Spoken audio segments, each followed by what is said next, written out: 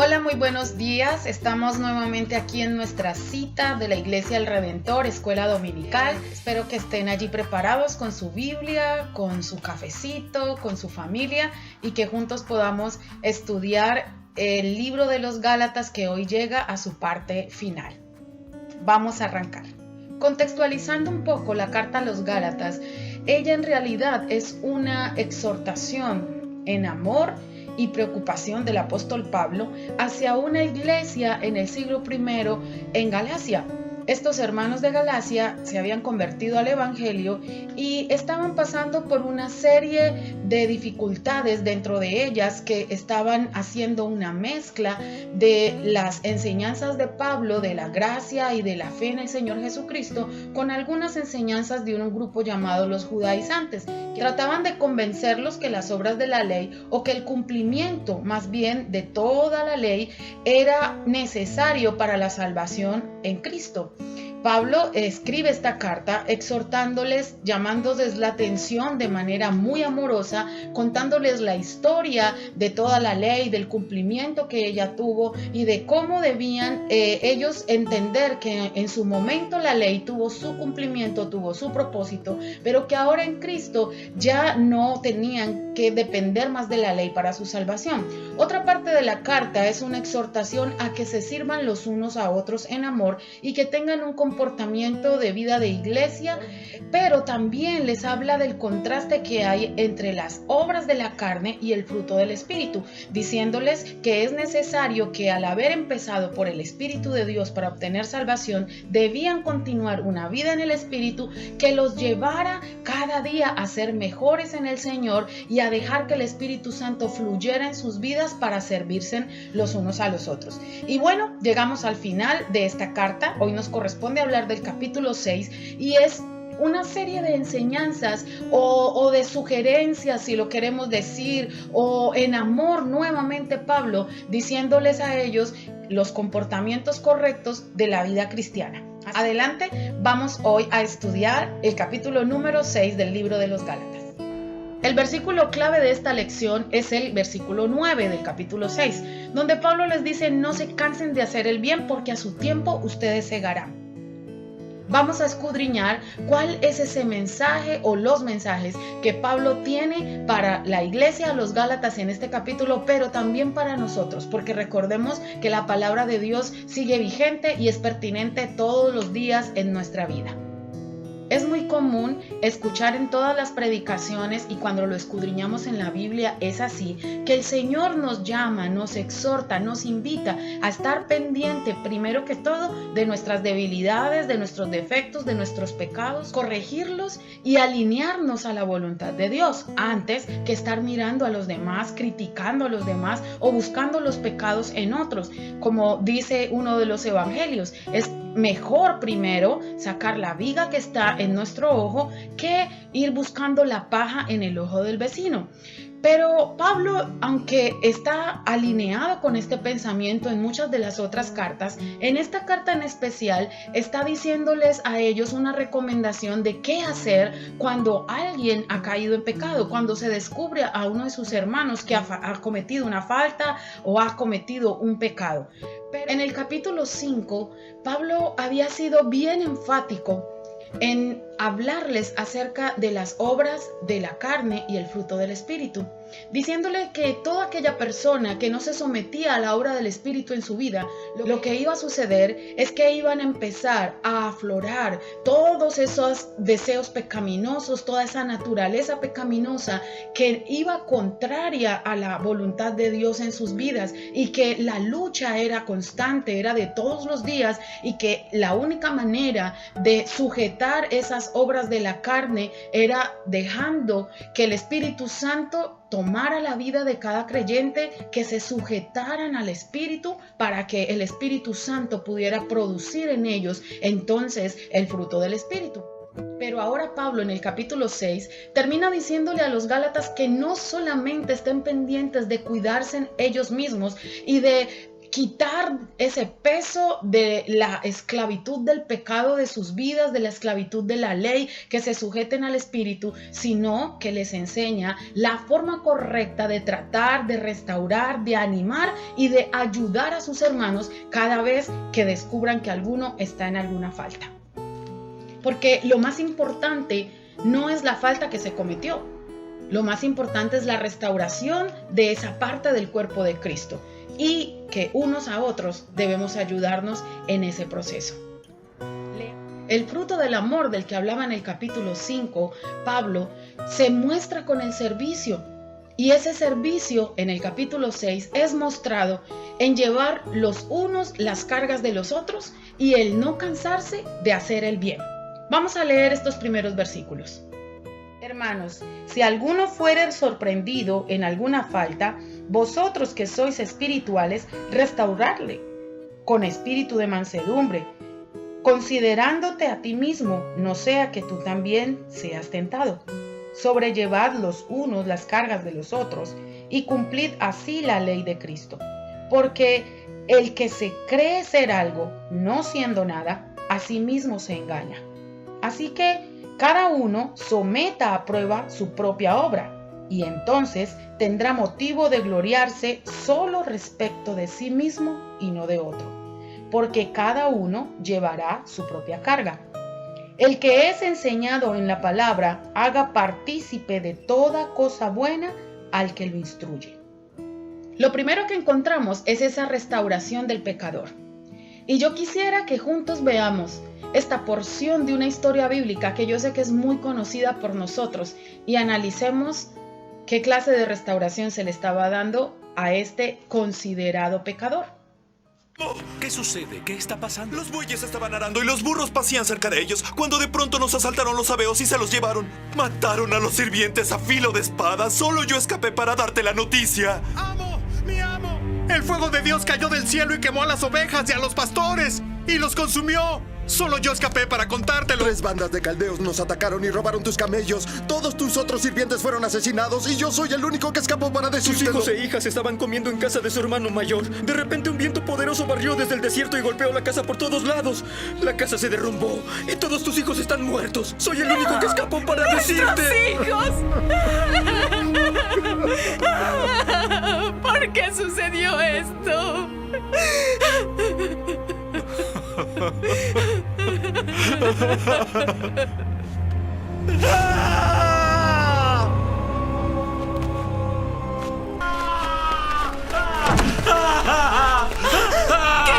¿Qué te pasa?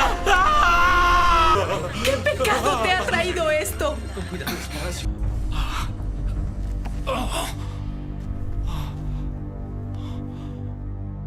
¿Aún mantienes tu integridad? Maldice a Dios y muere. ¿Cuándo seguirás al Señor? Si habrá problemas y cultivan el mal, nos pecaron contra él y por eso el castigo fue bien merecido. Responder este torrente de palabras que declara inocente. El mal no procede del suelo, ni la aflicción brota. Seguramente tus hijos pecaron contra él y por eso el castigo fue bien merecido. Porque no he hecho nada malo. ¿Piensan que estoy mintiendo? ¿Acaso no conozco la diferencia entre el bien y el mal? Hizo a tus hijos pagar por sus pecados. Así que ¿por qué no te vuelves a él y empiezas a vivir rectamente? Sabemos que Dios no rechaza a una persona inocente ni ayuda a un pecador. Rinde tu corazón a Dios. Vuélvete a Él en oración. Renuncia a tus pecados. No son mejores que yo. En cuanto a mí, hablaría directamente con el Todopoderoso. Quiero defender mi caso ante Dios mismo. En cuanto a ustedes, me calumnian con mentiras. Esto Estamos es aquí para ayudarte. absurdo. Nosotros tratamos de hablarte y hacerte entrar en razón, Job. Como médicos, son unos inútiles. Si tan solo se quedaran callados, es lo más sabio que podrían hacer. ¿Qué? ¿De qué estás hablando? Job no está escuchando. No debimos venir.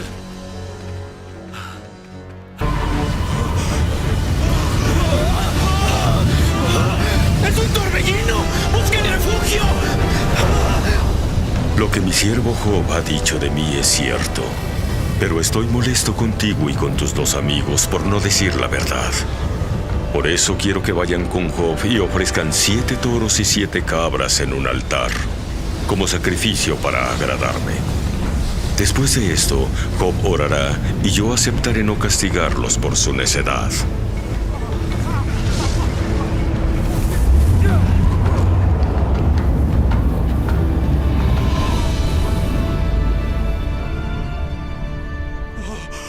Job, por favor. No sabíamos lo que hacíamos. Perdónanos, por favor. ¡Lo sentimos! Después de ver esta historia de Job y sus amigos, ¿podrían responderse ustedes mismos allí cuál es la responsabilidad de un creyente cuando se entera que otro amigo suyo o creyente de su misma comunidad está en un pecado? ¿Cómo nosotros ahora analizamos esa historia de Job y de sus amigos y decimos qué injustos los amigos de Job? Porque conocemos la historia completa, porque sabemos de antemano, antes de sentarnos a leer la historia, que Job era inocente, que era un varón justo, y que todo lo que le sobrevino fue una prueba de algo, una negociación, si así lo podemos llamar, entre Satanás y Dios. Nosotros sabemos qué estaba detrás de toda la prueba que tuvo Job, que en realidad no era un pecado. Pero si nosotros estuviésemos allí al lado de Job, viendo a un hombre que se le viene encima absolutamente todo lo que se vino, ¿qué pensaríamos? ¿Cuál sería la reacción en realidad? ¿Cómo piensa hoy el mundo? ¿Cuáles son las reacciones de las personas cuando un creyente se vienen desgracias tras desgracias encima, una situación, luego otra, una dificultad y luego otra? Si no es pensar que tal vez está en pecado. Pero aunque nosotros sabemos que Job no estaba en pecado, los amigos de Job pensaban que sí. Y ese es el punto que yo quiero que miremos en esa historia, que reflexionemos en ese pedazo de esa historia. ¿Cómo ellos reaccionaron? ¿Cómo ellos reaccionaron si es que pensaban que su amigo era culpable? ¿Cuál fue la forma de tratarlo? ¿Cuál fue la forma de juzgarlo, de enjuiciarlo? Pues bien, de eso es de lo que está hablando el apóstol Pablo a los Gálatas. Está diciéndoles, cuando ustedes saben o crean que alguien ha caído en pecado, la actitud correcta es la de restauración. La actitud correcta es la de acercarse en amor a esa persona, en cuidado a esa persona. No en señalamiento, no en colocar el dedo en la llaga, no en tratar de hundirle más y de dañarle más. Por eso nos encontramos algunas cosas. Lo primero es que Pablo les dice, vosotros que sois espirituales. ¿Qué le está diciendo con esto? Le está diciendo, si usted va a ir a hacer una corrección a alguien que ha caído en pecado, primero mire si usted tiene la autoridad moral y espiritual para ir a hacer esa corrección. ¿Por qué? Porque si no puede quedar en vergüenza. Porque si no hay la autoridad espiritual y moral, entonces no puedo actuar como espiritual para ir a ayudar a mi hermano. En segundo lugar, encontramos que la restauración tiene varias características. Una de ellas es que debe ser con espíritu de mansedumbre. ¿Qué es la mansedumbre? La mansedumbre es humildad, la mansedumbre es dulzura, es amabilidad, es una actitud interna, es la imitación del carácter de Cristo. Cristo fue manso, Cristo fue humilde, Cristo se acercaba aún al pecador más grande con humildad de corazón para poder llegar a la vida de esa persona, no con orgullo, no con altivez, no como creyéndose más espiritual, más grande o menos pecador que el otro, sino con una actitud de mansedumbre. La mansedumbre no es debilidad, la mansedumbre es humildad, es dulzura, es palabra suave. Luego dice, considérate a ti mismo. Haz de cuenta que vas a corregir, que vas a hablar, que vas a llamar la atención de tu hermano en este pecado, como si fueras tú mismo, como a ti te gustaría que te trataran. Por eso le dice, considérate a ti mismo, porque le dice, de tal manera que si en algún momento te corresponde a ti la corrección, entonces vas a recibir lo que tú sembraste. Haz como a ti te gustaría que hicieran contigo si estuvieses pasando por un momento de estos. Más adelante, el versículo 2 dice algo muy interesante, y es que la ley de Cristo se cumple en sobrellevar las cargas los unos de los otros. Cuando pensamos un momento en esto, ¿qué hizo Cristo? ¿Qué hizo Cristo si no fue llevar nuestros pecados?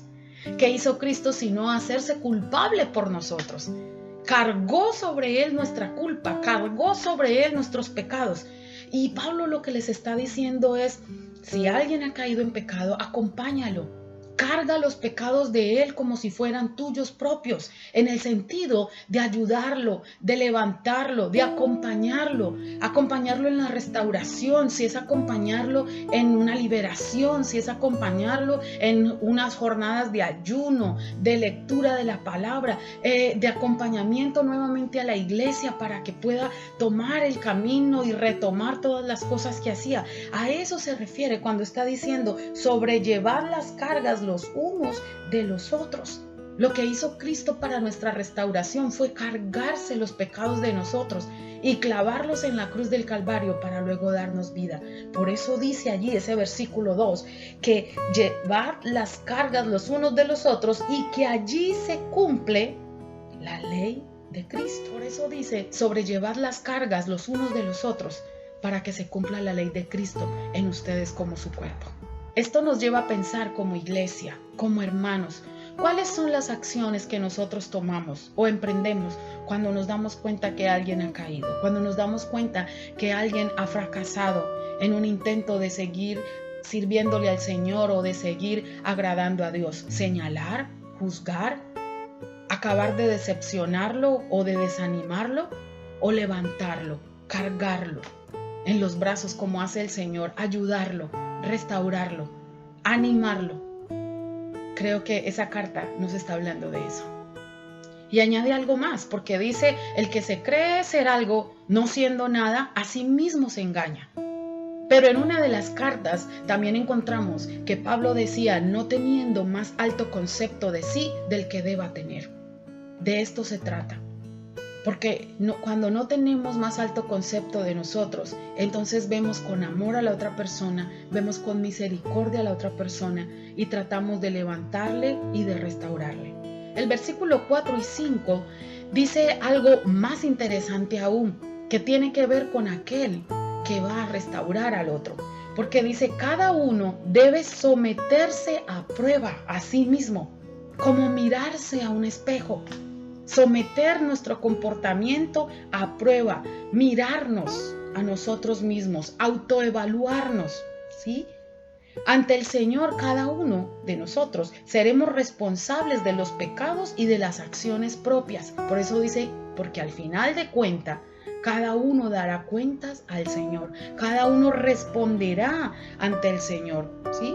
Cada uno responderá ante Dios, porque las responsabilidades son individuales, aunque nos ayudemos los unos a los otros, aunque sobrellevemos las cargas los unos de los otros, es entender que cada uno respondemos a Dios individualmente. La salvación ya no es colectiva, ya no es familiar, ya no es por clanes como el Antiguo Testamento, ni por familias, ni por tribus. No, la salvación ahora en Cristo es individual, que nos ayudamos y que a eso está exhortando Pablo, a ayudarse en los unos a los otros. Pero luego hace un pare y una claridad, dice, pero aunque se estén ayudando los unos a los otros, recuerden que cada uno dará cuenta al Señor y que no vaya a ser que tú siendo heraldo de otro, que tú siendo el que ayudas a otro, el que levanta a otro, te vayas a perder tú mismo. Entonces ten cuidado de ti mismo, examínate todos los días y confróntate delante de Dios antes de ir a ayudar a otro. Hay que confrontarse a uno mismo y saber cómo estamos delante de Dios. En el versículo 6 hace una claridad, porque Pablo les está diciendo, recuerden que cada uno es responsable ante Dios de sus propias cargas. Pero se está refiriendo que respondemos a Dios por nuestros pecados. Pero Pablo les dice, con eso no quiero decir que entonces se olviden de las necesidades de sus líderes espirituales.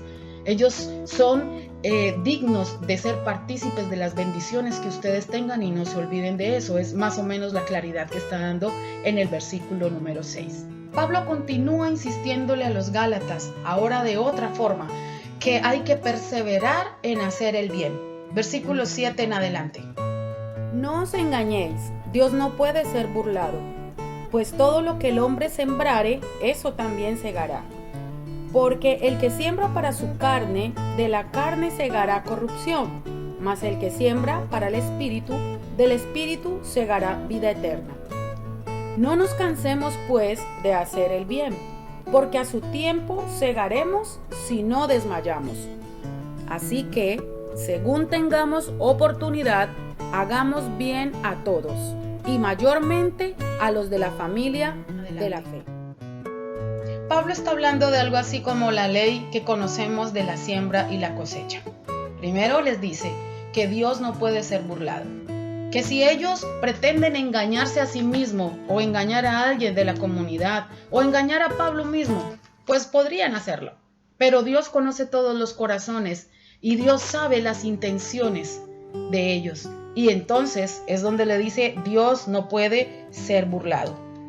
Aquello en lo que ellos inviertan, lo que ellos siembren, eso también segarán. Les está diciendo, si ustedes siembran para su carne, si ustedes alimentan su carne, entonces van a segar para perdición. Es poco más o menos lo que venía hablando en el capítulo 5, cuando le decía, manifiestas son las obras de la carne, y termina el listado y dice, y cosas semejantes a ellas, cosas que si las hacen no heredarán el reino de los cielos. Pablo es enfático en ello. Luego le dice que para el fruto del Espíritu no hay ley, pero que si continúan haciendo esas obras de la carne, sembrando para su carne, entonces segarán juicio, segarán perdición. Vuelve otra vez en este capítulo 6 a reafirmar lo que les estaba diciendo en el capítulo 5. Por el Espíritu hay que vivir, hay que sembrar para el Espíritu. Y hoy está diciéndonos lo mismo, porque si hoy alimentamos nuestra vida de aquellas cosas que no agradan a Dios, si alimentamos nuestra vida de aquellos sentimientos y aquellas prácticas, aquellas costumbres, aquellas disciplinas que a veces no glorifican al Señor, que no le agradan en nada y que no nos contribuyen para nada en el crecimiento espiritual, entonces lo único que estamos cegando es destrucción para nuestra propia alma. Pero si invertimos en el reino de Dios y su justicia, si invertimos tiempo en la lectura de la palabra, si invertimos tiempo en ayuno, en oración, en buscarle, en aprovechar ahora que estamos en casa, ahora que tenemos el tiempo. ¿Cuántas veces no es que yo no tengo tiempo de ayunar? No es que yo no tengo tiempo de vigilar. No es que no puedo estudiar la Biblia porque tengo muy poco tiempo. Bueno, el Señor ahora ha dado ese tiempo, aprovechando bien el tiempo porque los días son malos. Entonces aprovechar bien el tiempo en el Señor es lo que aprovecha a la vida eterna, es lo que aprovecha a nuestro espíritu, es lo que hace que nosotros podamos producir el fruto del Espíritu Santo. Y Pablo les está diciendo, en lo que ustedes inviertan, en eso van a cegar la ley de la siembra y la cosecha. Pero el versículo 9 y 10 le está diciendo, mire, pero aparte de eso, aunque los tiempos son malos y aunque las reacciones de algunas personas a las que ustedes quieran ayudar son malas o sean malas, no se desanimen por eso. Hay que continuar haciendo el bien. Mire lo que dice el versículo 9, no nos cansemos de hacer el bien porque a su tiempo segaremos. No nos cansemos de hacer el bien. En ocasiones vemos que el bien que hacemos es pagado con un mal. Y eso pasa mucho. En ocasiones no vemos el fruto de aquello que estamos haciendo. Pero Dios dice, no te canses de hacerlo porque a tu tiempo tú segarás. El versículo 11 dice, así que según tengamos oportunidad, hagamos bien a todos, en especial a los de la familia de la fe. Dicen estos dos versículos, no nos cansemos de hacer el bien. No nos cansemos de hacer el bien porque a su tiempo segaremos. Y quiero que observemos esta otra historia bíblica que nos recuerda que no nos debemos cansar de hacer el bien. Sé que ustedes la conocen.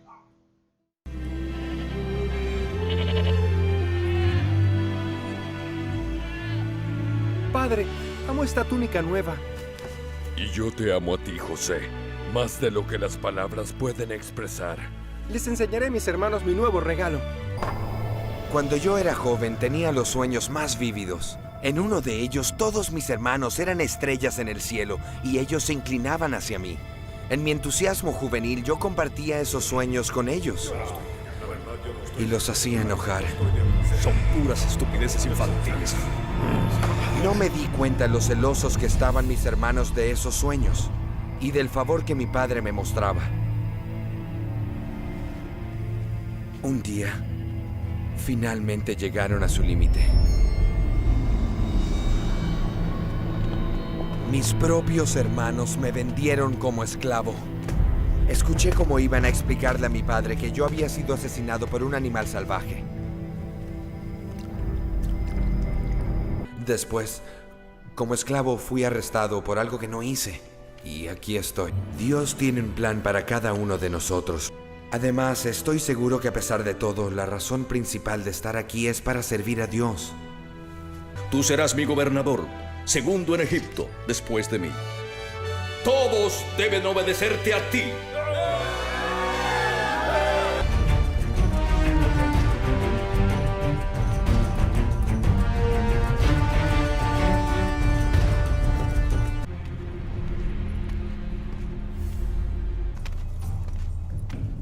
¿De dónde vienen?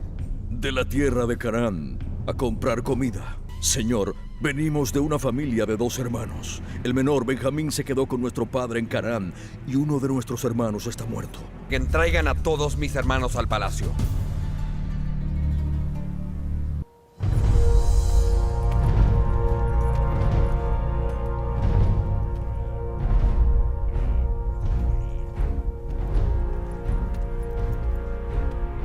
Entonces, Benjamín es el ladrón. ¿Por qué habrías de robar mi copa especial? Benjamín no haría eso. No, estás equivocado. Benjamín jamás haría eso. ¡Silencio! No se preocupen.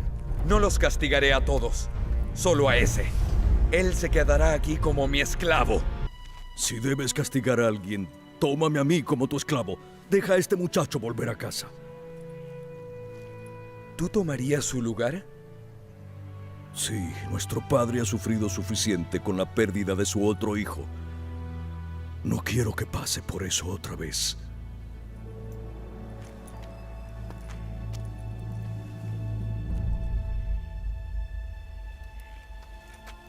La copa no fue robada.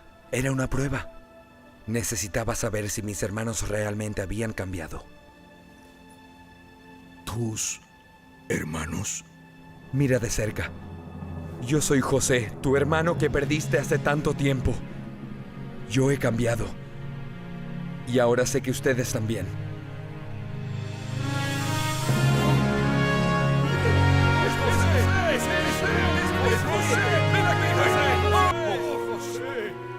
Perdónanos, hermano, por todo lo que te hemos hecho. Todo está perdonado. Pensaron hacerme daño, pero Dios había previsto todo para bien. Él me trajo a esta posición para salvar las vidas de mucha gente. Vayan a mi padre y díganle que Dios ha hecho a su hijo señor de Egipto. Él y toda su familia deben mudarse acá, donde yo proveeré para todos ustedes. Al igual que a José, con sus hermanos y con todas las circunstancias que le sucedieron, podía pensar, me voy a cansar de hacer el bien.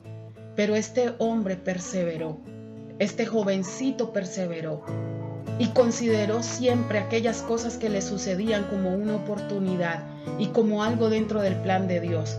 Guardó su corazón y mire lo que sucedió. Dios le dio la recompensa. Pero estos versículos, mire lo que nos están diciendo. No nos cansemos de hacer el bien. Dice, haz el bien y no mires a quién. Porque el Señor nos ha llamado a hacer el bien. Porque el que sabe hacer lo bueno y no lo hace, inclusive le es contado como pecado. El Señor no está diciendo aquí en su palabra que los Gálatas le hicieran bien a los que le hacían bien, o que hicieran bien únicamente cuando vieran buenos resultados. No, le está diciendo no se cansen nunca de hacer lo bueno ni de hacer el bien. Aunque hayan cosas opuestas alrededor, aunque hayan personas haciendo cosas malas, ustedes no se cansen de hacer el bien. Y esa palabra es pertinente para nosotros hoy. ¿Cuántos jóvenes terminan haciendo algo malo porque ven simplemente que los de su escuela también lo hacen, que los de su barrio también lo hacen, que los de su unidad donde viven también lo hacen?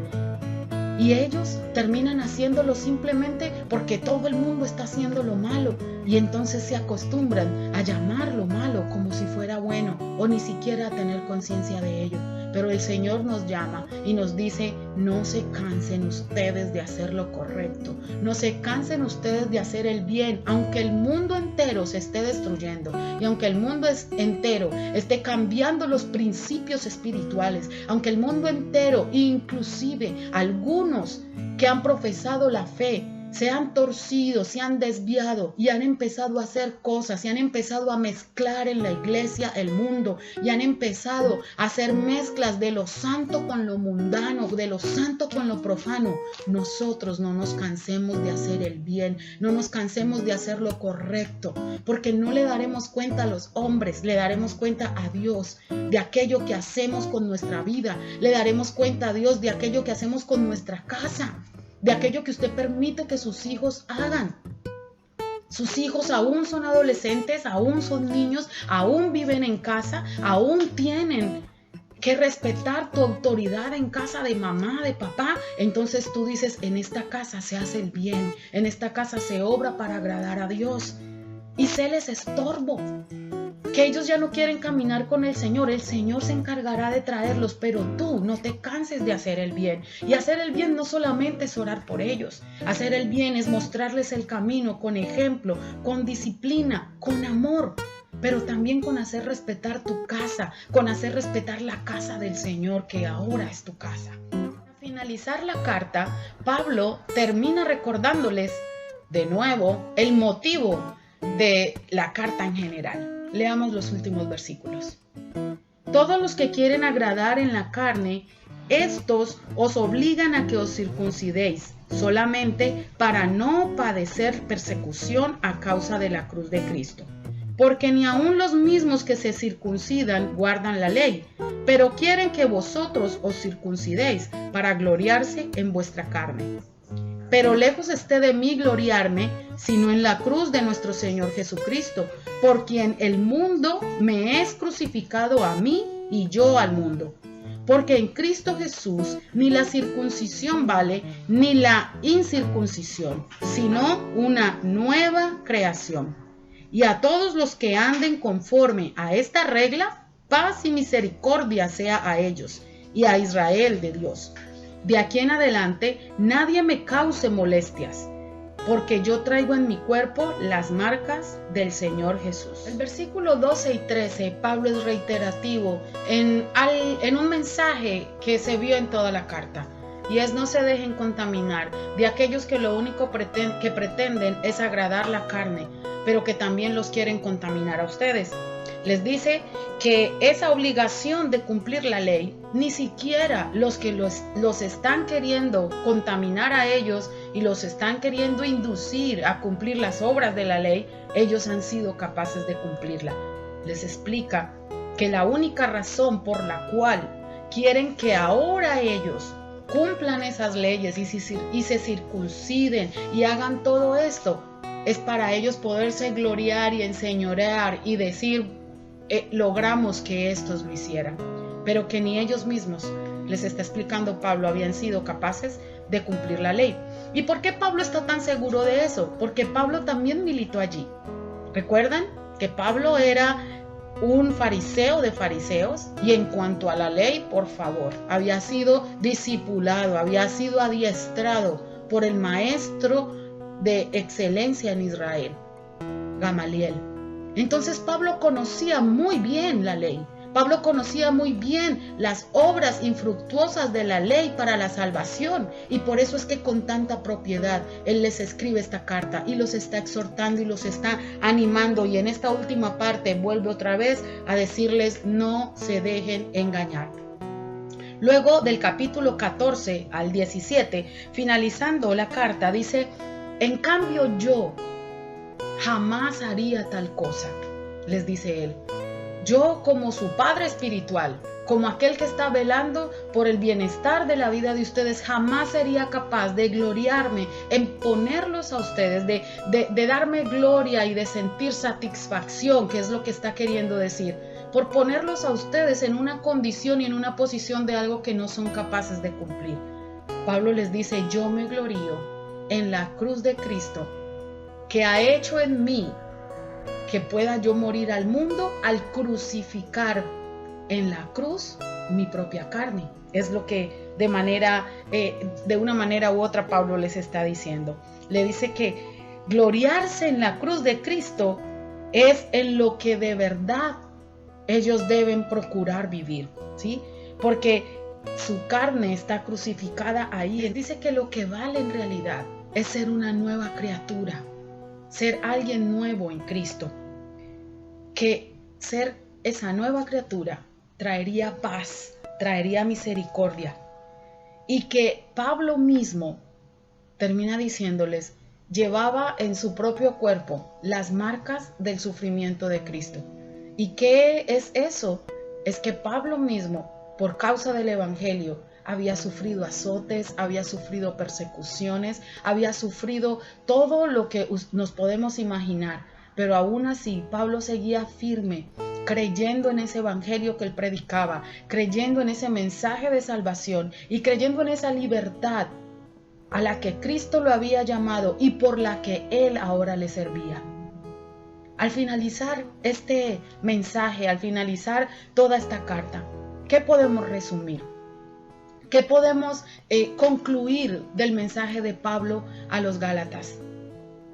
La salvación es el regalo más hermoso que nosotros tenemos.